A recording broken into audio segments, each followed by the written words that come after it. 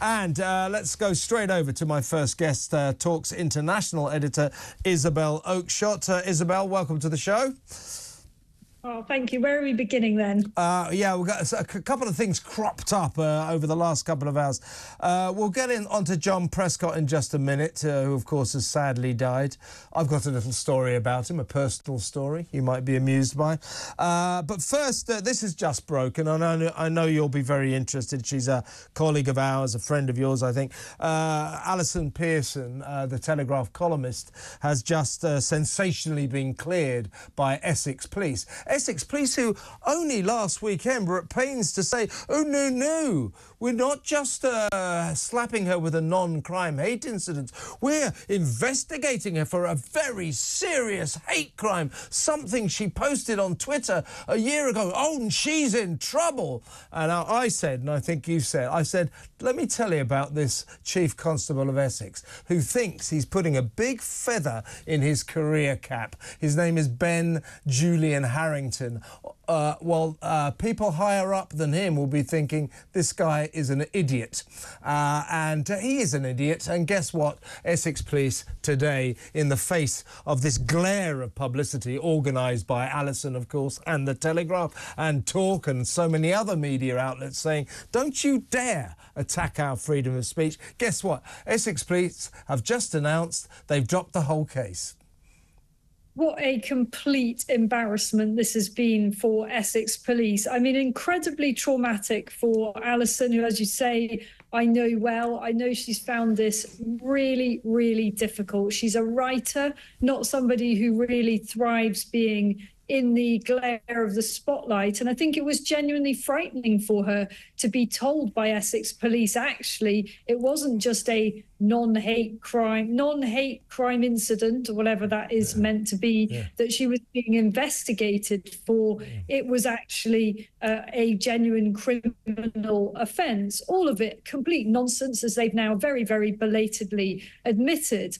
I think that there will be serious career price to pay for those behind this decision, because not only did they mess up very, very badly by going to investigate this in the first place, then in the glare of all the publicity, amid an absolute media firestorm and a backlash from the highest of places, they doubled down. Yeah. I mean, it was just breathtaking, you know, given the chance to back off and say, yeah, actually, you know, a number of junior officers made a bit of a mistake here, you know, a little bit over-enthusiastic, you know, a bit naive or whatever, just trying to do their job.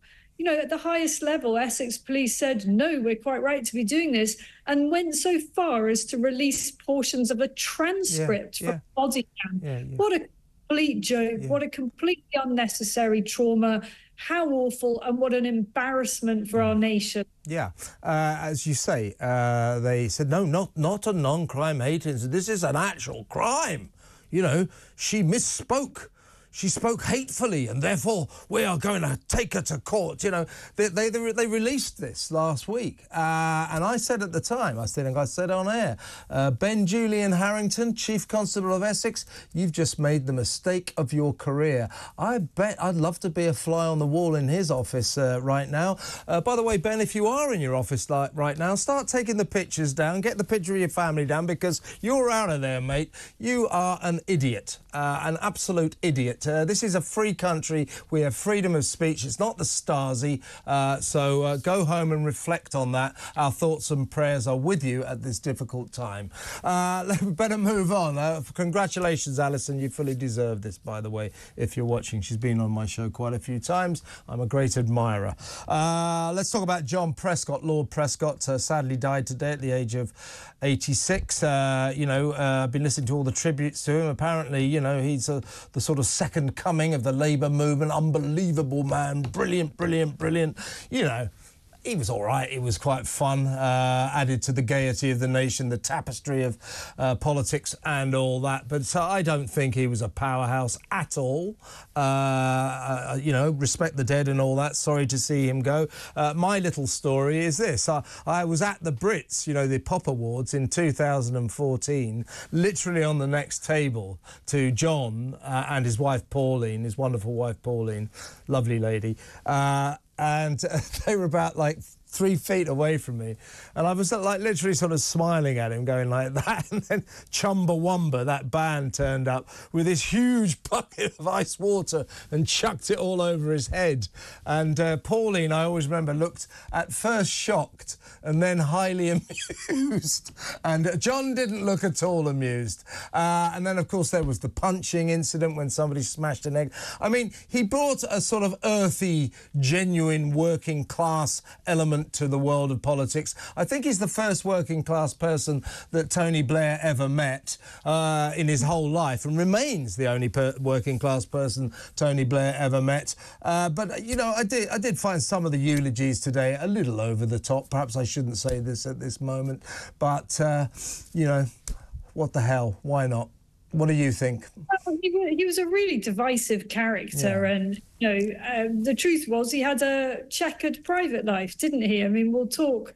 I'm sure people have been talking a lot about his long marriage to Pauline, but there was a very colourful affair. I remember reporting on it. The punch, the Prescott punch, was the absolute highlight of that particular election campaign. I was a young political reporter at the time and well remember the kind of sensation that it caused and how much joy it gave us as political reporters as the boring election campaign suddenly burst into life. But I remember all sorts of other things with him, the use of his Grace and Favour home, Dawny Wood. You remember the very celebrated picture of him croquet, playing croquet on playing the lawn. working class croquet. And look, I don't begrudge him having been, you know, he was Deputy Prime Minister at the time. I think, fine, play croquet on the lawn at Dawny Wood, you earned it. But this was not someone who was out and out just for the workers, you know, solidly simple man. You know, he enjoyed those pleasures of high office. And there aren't that many politicians that are that colourful now. I suppose it sounds a bit like I'm just getting old, bemoaning that there aren't so many characters, but there really aren't, are there? You know, politics has become so smooth and professional, and you know, people actually do gravitate to the rather rougher around the edges characters, like. Yeah, exactly. Have we lost the sound on Isabel there? I believe we have. Can we get that back? Yes, John Prescott, as I say, as Isabel was just saying, I mean, he was an interesting character, not quite the working class hero that everybody tries to make out. Are you back, Isabel? Well, I wasn't aware that I'd gone. No, you were there in all your beauty, but we couldn't hear you. But yeah, I was just sort of filling in the gap, saying that he wasn't quite the working class hero that everybody always said he was. You remember his famous nickname, Two Jags, because he didn't have just one ministerial Jaguar, he had two. He loved the trappings of his power. And, you know, let's be honest, you know, I'm sorry to see him go, as you say. I wish we had more people, more interesting characters like him in politics, but all these eulogies coming in from Blair and all that lot, he was a political powerhouse. They didn't think he was a political powerhouse. They thought that he gave them a bit of blue-collar credibility. That was about as far as it went. Well, when he was Deputy Prime Minister, I mean, he was sort of the first person to have that role, and in any kind of meaningful way. But the truth was, it wasn't that meaningful, and he was sort of left, as I recall, being left to sort of come up with pet transport projects and not really have any say over the huge issues of the day. I mean, I don't really remember him playing that key a part in, for example, the debates over the Iraq War. I might be wrong about that, but that doesn't stand out for me. I don't remember him having a big part in many of those hugely important debates in the Blair-Brown years. You know, that political arena was dominated by Blair and Brown. And as you say, Prescott was sort of a symbolic working class presence, and gave us all quite a lot of entertainment with various projects that went awry. And, you know, the colourful instance, remember his wife, Pauline, famously taking a car something like 100 yards along the front. I think it was in Brighton, so her hair didn't get messed up. She was great. I loved Pauline. You know, I totally get it. That place is windy. So we had a good fun at his expense. Yeah, she had elaborate hair, old Pauline, but I loved Pauline. And but as you say, you know, a lot of people say, oh, he's so loving his wonderful marriage and everything. Well, you know, he was unfaithful to her for a very long time with a female colleague. You remember reporting on it. I was on the Daily Mirror where we made the politically difficult decision, that being a Labour paper, but as we say in journalism, buy that lady up.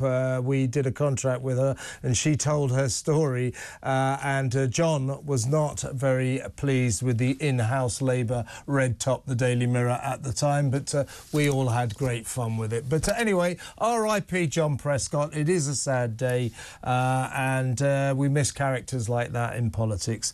Well, still with Labour, though, Isabel, a survey out today, a poll out today saying 40% of Brits feel far worse off under Labour since July the 4th, and basically a reflection on the catastrophic nature of Keir Starmer's regime. I mean, it hasn't just been bad.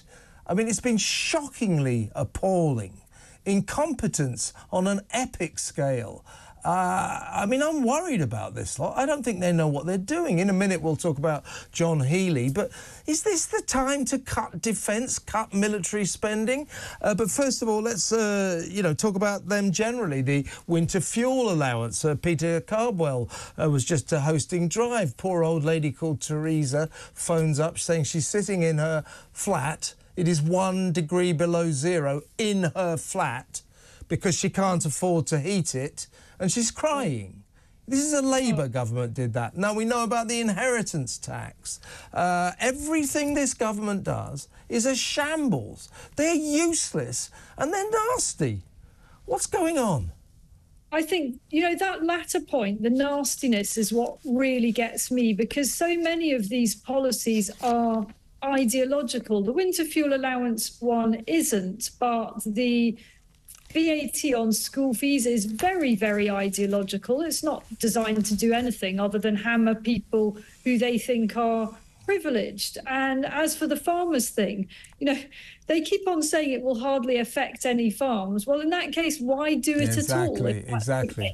The farmers don't agree with that anyway, and it could hardly be more important to get to the truth of that question. How many of them will it affect? Because for those that it does affect, this is existential. You're talking about the breakup of these family farms. So if, as Sir Keir Starmer suggests, it's only a handful of farms that will be affected, well, look, why the hell do it? Yeah. Is it because you just don't understand the countryside? Is it because you don't like farming and farming communities, because you think that they tend to vote Conservative or Reform? Is that what it is? I think it is that, by the way. I think it is that. To waste much money, if you're to be believed, Sir Keir Starmer, that this only affects a few hundred farms, well, it's not going to raise much money anyway. So why the hell are you doing it? It's nasty and it's unnecessary. And so is the winter fuel allowance. You know, they're making £1.4 billion from that, which in the grand scheme of things nationally is just peanuts. You can only conclude they're doing this because old people don't tend to vote Labour either. This is ideological nastiness. I really believe it is. I am genuinely shocked by how bad this government is. Me too. You know, I've been a political reporter for, I think it's 25 years, something like that. And I am so shocked by this. You know, I thought they would be a kind of bad version of New Labour. I thought that, you know, there were many things that I liked about New Labour. I think I probably actually voted Labour at some point during those years. I thought that this lot would be smart enough to at least be a weak version of New Labour. And instead, they've been basically like a Corbynista regime. And we weren't expecting it, were we? Because all they had to do during the general election campaign was not be the Tories. Yeah. And I think an awful lot of people who actually voted Labour because they thought to themselves, well, it's their turn and surely they can't be any worse than the Tories and the Tories don't deserve to get back in, all of which is true, by the way, about the Tories not deserving to be rewarded for their appalling failures. But I think some of those people who thought it couldn't be worse are actually now seriously themselves struggling with just how bad it already is. And they're very fearful. I think people are quite frightened about how this is going to look in a year, 2 years, 3 years, because this is just the beginning and it's been a catastrophe. A catastrophe. Just a quick roundup of some of the a couple of things that have emerged today, but this touches on all the other areas where they are screwing up in spades. Of course, the terrible budget. I mean, Bridget, that's the awful, that's the equally awful Education Secretary, the enemy of free speech, Bridget Phillipson. Oh, let's not have a law enshrining free speech in universities. We don't want that. Oh, good, no, of course not. Don't like freedom of speech. But Rachel Reeves's budget, I think, generally, we can all agree, it was just bad. It was a bad budget. Therefore, inflation today has soared to 2.3%. And that's its highest level since April, 1.7% up month on month because of that lousy budget. She's no good. Meanwhile, this also out today, this just in, contrary to their pledge to cease accommodating asylum seekers in expensive hotels, Freegear Keir and Calamity Cooper have opened more hotels for migrants than they have closed. So that isn't working either. And we're forgetting they all take free clothes from Lord Wahid Ali.